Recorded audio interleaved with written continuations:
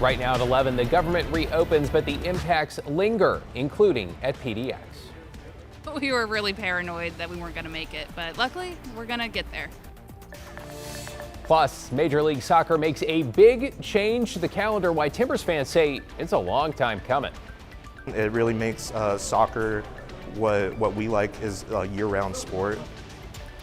But first, a grand jury clears 3 Portland police officers of criminal wrongdoing after a man died while in their custody. That's our top story tonight. Thanks for joining us. I'm David Molko, warning the body camera video you're about to see is quite graphic. Investigative reporter Kyle Aboshi takes a look. A Multnomah County grand jury cleared Portland police officers of any criminal charges surrounding the in-custody death of 52-year-old Damon Lamar Johnson. Police body cam footage of the June 27th incident shows officers responding to a North Portland apartment. They tried to take Johnson into custody on a mental health-related police hold. The video shows Johnson resisting and struggling with officers. Police eventually got him into handcuffs and restricted his movement. Just take a breath. Breathe. Breathe. Breathe. Breathe. You're okay. At one point, officers questioned whether he was breathing. Johnson had been restrained in the same position, face down in handcuffs, for 4 minutes. Damon? Damon? Hey. Damon? Hey, where are the paramedics at? Put him in recovery. Hey, turn him on his side. Medics arrived and provided CPR before Johnson was transported to the hospital, where he died. The medical examiner ruled that Mr. Johnson died from prone restraint cardiac arrest with a contributing cause of acute methamphetamine intoxication. In 2022, our affiliate station in Denver documented 132 prone restraint deaths across the country, costing taxpayers millions of dollars in wrongful death settlements and verdicts. We're going to do a review of all the actions taken by the officers, make sure they're consistent with our training and our policy. Portland police policy is clear. Members shall, when feasible, ensure restrained persons are in a standing, seated, or recovery position, lying on their side. The video shows Damon Johnson face down, in handcuffs, for 4 minutes. Kyle Aboshi reporting there. The 3 officers who've been on leave will soon return to duty, but not patrol until the internal police review is complete.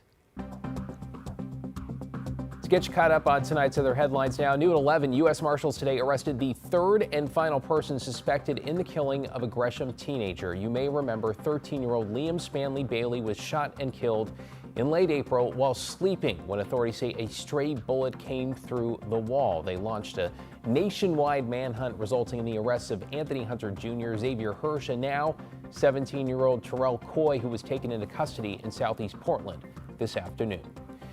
Intel laid off nearly 700 employees back in September, but apparently waited more than 2 months to notify the state. This round of layoffs was directed at facilities in Aloha and Hillsborough. It's unclear why the filing was delayed until today. The tech giant slashed thousands of Oregon jobs this year while scrambling to secure federal investment and close a major deal with NVIDIA. And the director of ODOT plans to step down at the end of the year. Chris Strickler, who's led the department for 6 years, says with state funding for maintenance and operations now secure, now is the time for new leadership to step in. The director of Oregon Parks and Rec will take over in the interim. Okay, let's take you outside on this Thursday where some showers made their return and after some show-stopping days, especially for the middle of November. Matt's here with the first look at what is on the way. Matt. All right, Dave, there's a little bit of rain rolling around Oregon right now, mainly over in eastern Oregon, a little bit over north central, and a few speckles down in southern Oregon. And here in northern Oregon, the Portland Weather Service radar has been down for a couple days, but we're getting some returns from the radar up on the Washington coast. Also, interestingly enough, a couple lightning strikes forming over the valley here, over Douglas County there for a bit, but that was a while ago. These have since wound down. Rainfall today, not that heavy, generally around 1/10 of an inch, give or take a few hundreds here and there. Astoria did well with 3/4 of an inch, but hasn't picked up any additional rain since earlier this afternoon, really since 4 o'clock. So again, we've dried out nicely. It was out a little bit ago. You can see some stars, lots of breaks in the clouds. Tomorrow, some on and off showers of rain again, nothing big. We'll get some breaks again. We'll see some lower snow levels next week, but find out if we'll still have precipitation when the cooler air arrives. So again, some pretty good weather for November. Can't complain about that. Thanks, Matt. All right, new tonight, some big changes are coming to the Portland Timbers and all of Major League Soccer with the season start about to be flipped on its head. Catherine Cook's in the newsroom. Catherine, we're talking kickoff in July instead of February. What's going on here? Well, David, there are a lot of reasons for the change, but maybe the biggest one is it aligns MLS with the rest of the world's leagues. And while the schedule is changing, it should only impact about 10% of the team's games. A big schedule switch is coming to the pitch. Beginning in 2027, the Portland Timbers and all of Major League Soccer will start their season in July and end it in May. They'll also get a winter break with no matches in January. Right, it has been a long time coming. Jamie Wagner works at Goal PDX on Southeast Hawthorne. He's excited for the new schedule and how it aligns with the world's top soccer leagues. I feel it's amazing. It really makes soccer what we like is a year-round sport. You know, there's all these competitions going on throughout the whole world. The MLS Board of Governors approved the new season structure on Thursday. They noted several advantages, including reducing scheduling conflicts with international games, maximizing player signings with a transfer window that lines up with top leagues, and also moving the playoffs to May will mean less competition for viewership and better weather. Speaking of weather, the MLS plans to limit the number of home matches in December and February for teams in the northern markets. And the change follows a 2-year process that included feedback from owners, players, and fans.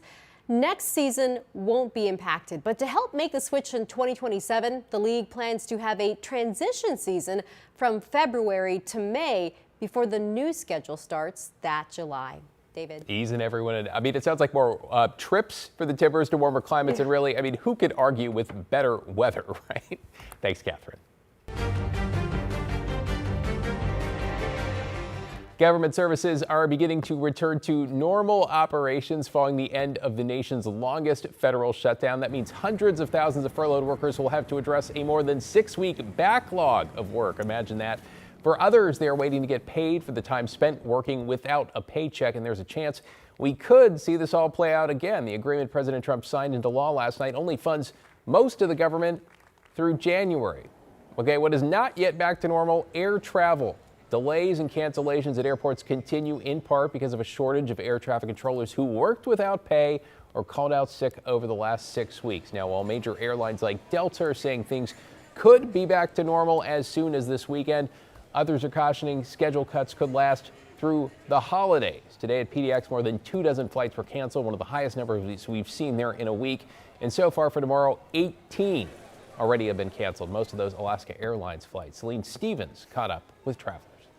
Actually found out yesterday that our flight got canceled in Denver, so our arrival time to our destination is going to be about 4 hours later than what we originally had planned. Despite the U.S. Department of Transportation freezing flight reductions at 6% instead of 10%, some travelers still faced problems Thursday. Our flight from here to Denver wasn't affected, but the Denver to Orlando flight was, and so Southwest rebooked us for a later flight. While some in her party weren't thrilled about arriving at their vacation destination later than expected, I am kind of annoyed that we're getting back at like 11 or 12 p.m. So that's a little annoying. Ariana Kinsfather remained in good spirits. We were really paranoid that we weren't going to make it, but luckily we're going to get there. Other travelers faced no issues at all. Yeah, we were a little nervous, but I was like, you know what, let's just go for it, because sometimes it can be inflated, and let's see, and it's worked out so far.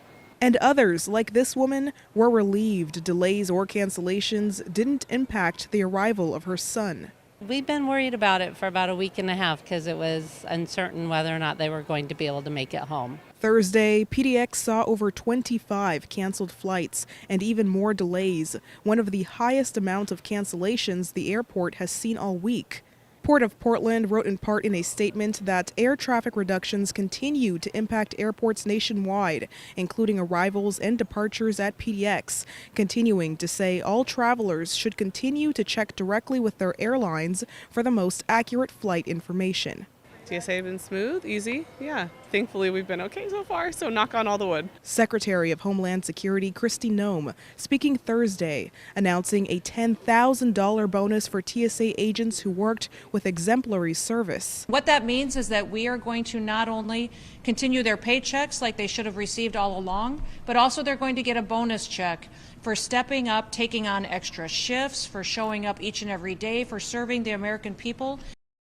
So Lane Stevens reporting there. While airlines are optimistic they can get back on track within a few days, the regional director of the Air Traffic Controllers Union tells us it could take months for air travel to return to normal. She expects the ongoing 6% reduction in flights to continue through the holidays and points out controllers were already at critical staffing levels before the shutdown. She says many workers were forced to take other jobs to pay bills, and now she's worried some will not return. The impacts of the government shutdown are really unknown at this point. It's going to take a few months until our pay and we're made whole and all of those issues are rectified, as well as what does that look like for trainees that were coming into this profession. Oh, there's more here. It turns out many controllers in the Northwest took early retirement, and new controller training stopped all during the shutdown. You can watch our full interview with the director on Straight Talk this weekend or anytime on our free TV app, KGW+. You're watching KGW News, and when we come back, where local law enforcement are now turning off cameras they used for investigations. Matt? All right, David, thank you. You know, we had lots of clouds rolling on through Oregon today, rolling either way. And some of them caught the light right at sunset. It was really beautiful there, but lots of clouds rolling on in with southerly and southwesterly flow. I'll let you know what that means for tomorrow. Here's a hint. We'll see some sunshine. Looking forward to that. Plus, new at 11, the video you have to see. And no, I don't usually say that. It turns out some photographers in the Northwest were in the right place at the right time. How they helped a harbor seal outsmart a pod of circling orcas. We're back in just 90 seconds.